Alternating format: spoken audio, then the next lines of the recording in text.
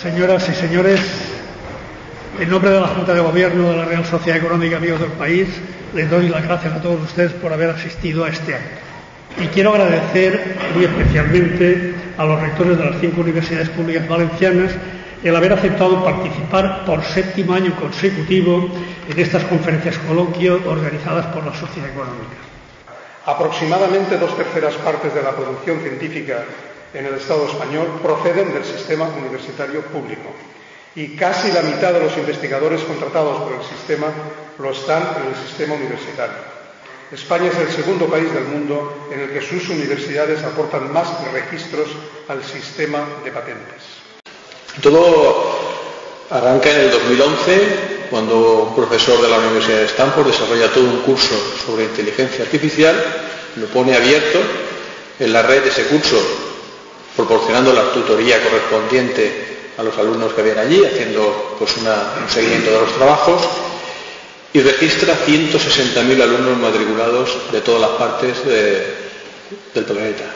Yo creo que desde la Administración Autonómica, desde el conjunto de universidades, debemos centrar nuestro objetivo fundamentalmente en ese horizonte 2020 en el cual están dedicados o se van a dedicar más de 80.000 millones de euros a financiar actividades de investigación.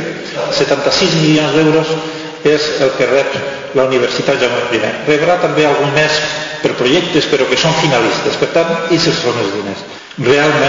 Realment, si aconseguís que la Universitat Jaume I mantingui el seu lloc en els rànquings internacionals, jo crec que ens mereixerem aquest Nobel d'Economia, ens mereixerem, jo crec que el Nobel de Literatura per aquesta il·lusió, ens mereixerem el Nobel de Medicina perquè no haurem caigut mals i probablement en aquests Nobels millorarem uns quants llocs en el rànquing de Shanghái.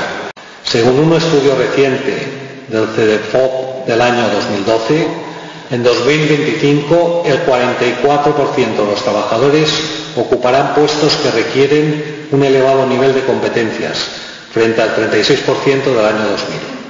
Por el contrario, el porcentaje de trabajadores con un nivel de cualificación bajo o nulo se desplomará hasta el 14% de la población activa en 2025, cuando en 2000 representaba el 31%.